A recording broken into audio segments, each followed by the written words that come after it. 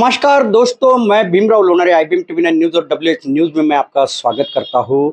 इस वक्त मैं मोमिनपुरा परिसर में हूँ और मोमिनपुरा परिसर में एक ऐसी नाम है शिक्षा विभाग में, मैं बताना चाहूँगा मुस्तफ़ा मुनीर। ये नाम अगर लिया जाए तो हर बच्चा जो है इनके यानी ट्यूशन से, इनके मार्गदर्शन से हर बच्चा एक अपनी मुकाम तक के पहुंच जाता है। ऐसे ही शख्स आज मुस्तफ़ा मुनीर सर हमारे साथ में हैं। मुस्तफ़ा मुनीर सर, आपका बहुत बहुत स्वागत है IBM TV9 और WH न्यूज़ में। पहले आपने पत्रकारिता किए और उसके बाद में आपने पत्रकारिता को पूर्ण विराम दिया, उसके बाद आपने शिक्षा विभाग में प्रवेश किया और आज आपका शिक्षा विभाग में बहुत अच्छा नाम है। क्या बताना चाहोगे आप? सबसे पहले तो मैं WH न्यूज़ और IBM TV9 वर्धापन दिवस है आज, मैं हार्दिक शुभकामना देता हूँ। और मैं लगातार विजय खौसे जी और भीमराव लोनारे जी, ये कहीं ना कहीं हमारे पुराने साथी भी रहे हैं, इनकी निर्भीक पत्रकारिता का मैं लगातार जो है देखता रहता हूँ। और बड़ा आज के दौर में जिस निर्भीक पत्रकारिता की ज़रूरत है और जिस तरीके से जन समस्या के मुद्दों को उठाने की ज़रूरत है, मुझे बड़ी खुशी होती है कि हमारे ये दो पुराने साथी बहुत ही जीवटता के साथ इन तमाम मुद्दों को उठा रहे हैं। मेरी बहुत बहुत शुभकामनाएं हैं कि इसी तरीके से WH न्यूज़ और IBM TV9 तरक्की करता रहे। जैसे कि लोनारे जी ने पूछा, लोनारे जी हमारे साथी है, तो जैसा कि उन्होंने पूछा कि पत्रकारिता में मैं लोकमत समाचार में एक रेगुलर जर्नलिस्ट के तौर पर जो है अपनी सेवाएं दे रहा था। मैं एजुकेशन बीट देखता था, तो बहुत सारे समस्याएं उठाई भी गई है ना। उस समय जो है पत्रकारिता, मुझे ऐसा लगा कि ठीक है, वो एक प्लेटफॉर्म है जिन पर समस्याओं को उठाया जा सकता है। लेकिन एजुकेशन का क्षेत्र जो है, मुझे ऐसा लगा कि यहाँ पर उन समस्याओं का जो है आप निराकरण कर सकते हैं कि जितनी भी समस्याएं हमारी सोसाइटी हो, किसी की भी सोसाइटी हो, कोई सा भी समाज हो, अगर उसके आर्थिक उत्थान की बात करना, उसके सामाजिक उत्थान की बात करना है, उसके एम्पावरमेंट की बात करना है, तो उसको एजुकेशन में तरक्की करना होगा। तो मैं जब पत्रकारिता में था तो तब मैं मुद्दों को उठा रहा था, कहीं ना कहीं जो है हम सोशल एम्पावरमेंट के लिए काम कर रहे थे। मुझे लगा कि एजुकेशन फील्ड ऐसी फील्ड है जहां पर प्रैक्टिकली हम खुद फील्ड में उतर कर बच्चों के साथ मेहनत करके उनको जो है सशक्त बना सकते हैं। हम तकरीबन जो है 2005 में मैंने इसको पत्रकारिता के साथ साथ किया करता था। फिर 2005 में तो उसके बाद जो है धीरे धीरे ईश्वर की कृपा से, अल्लाह के करम से जो है सब इस्टेब्लिश हो गया और बहुत दूर दूर से बच्चे आने लगे। हमने एक थीम पर काम करे कि सोसाइटी में क्या हो रहा है कि जो 10% 15% बच्चे स्टूडेंट अच्छा काम करते हैं, पूरा शिक्षा क्षेत्र उन्हीं के लिए काम कर रहा है।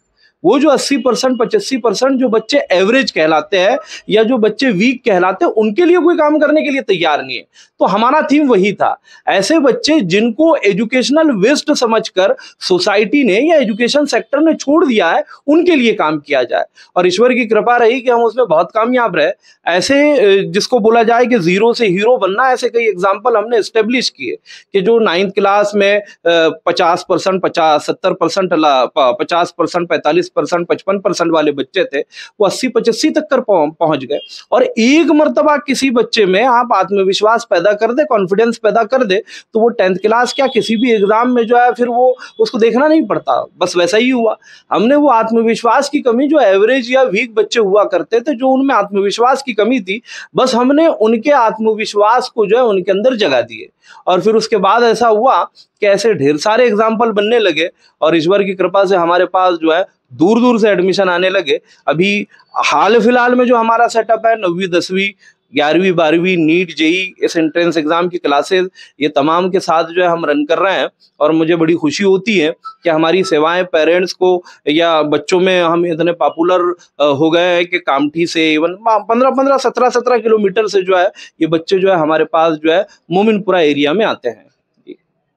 निश्चित ही आपने बहुत तरक्की की है एजुकेशन क्षेत्र में और कई बच्चों को आपने अच्छी शिक्षा, उच्च शिक्षा दी है और आपके बच्चे भी अच्छे उच्च पद पर भी चले गए हैं।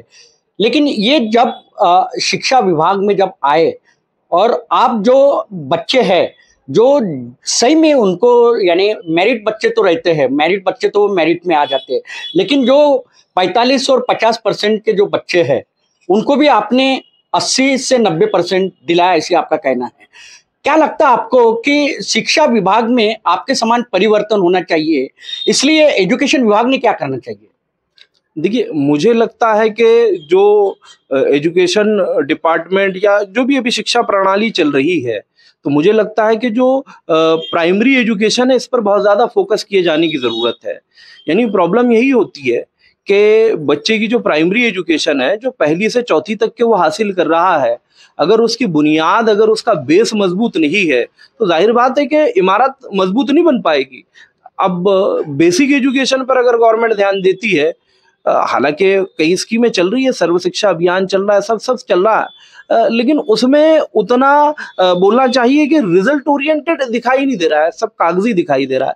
तो मुझे ऐसा लगता है कि उसमें और ज़्यादा रिसर्च करके गवर्नमेंट को जो है बेहतर तरीके से उसका क्रियान्वयन करने की कोशिश करना चाहिए, और अगर काम करे तो रिजल्ट आते हैं, बहुत अच्छे रिजल्ट आते हैं। अभी मैं जस्ट बताऊं कि हमारा कल जेईई का रिजल्ट आया, हालांकि हमारा पहला बैच था, पहले बैच में ढेर सारी समस्याएं थी। हमारा एक बच्चा था सुफियान, उसने जेईई के जनवरी जो अटेम्प्ट हुआ उसके अंदर 96.14 परसेंटाइल हासिल किया। 96.14 परसेंटाइल बहुत जबरदस्त परसेंटाइल है, हमने पहले अटेम्प्ट में इसको हासिल कर लिए। तो समस्याएं हर जगह रहती है ना, जैसे प्राइमरी एजुकेशन में जैसी समस्याएं, वैसी समस्याएं हमारे सामने भी थी।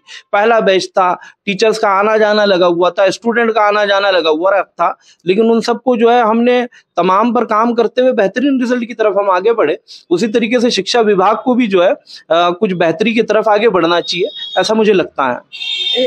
एक पॉलिसी बनी है, एजुकेशन पॉलिसी सेंट्रल गवर्नमेंट ने बनाई है।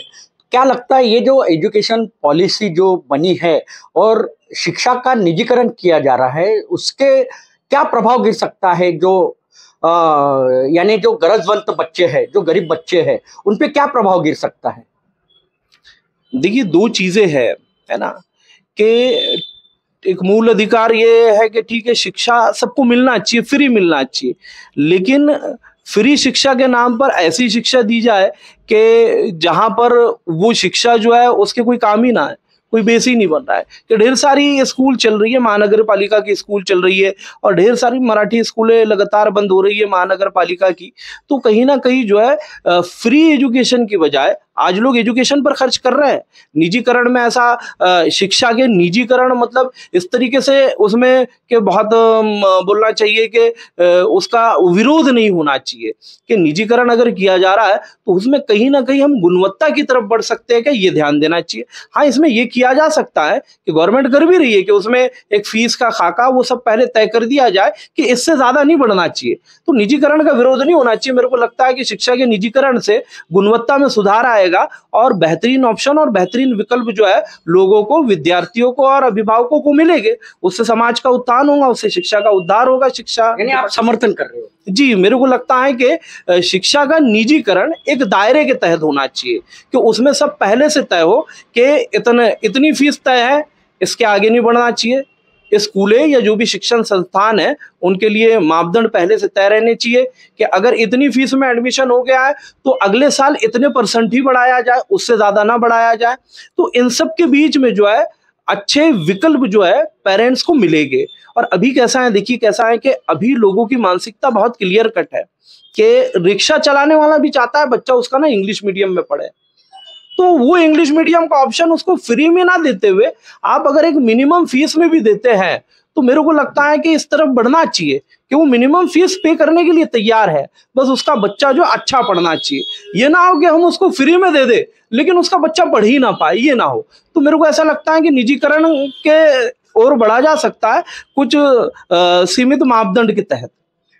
एक देखा गया कि कोरोना कार्यकाल में बच्चे ऑनलाइन शिक्षा प्रदान किए, तो उसमें काफी बच्चों का अभी नुकसान हो रहा है, कई बच्चे का नुकसान हो रहा है, क्योंकि आज जो नर्सरी का बच्चा है उसे भी मोबाइल चाहिए, उसके कारण बच्चे जो है बिगड़ते हुए जा रहे हैं। क्या लगता है आपको कि ये जो कोरोना कार्यकाल में ऑनलाइन शिक्षा दी गई, कितना परिणाम हो गया है बच्चों पर?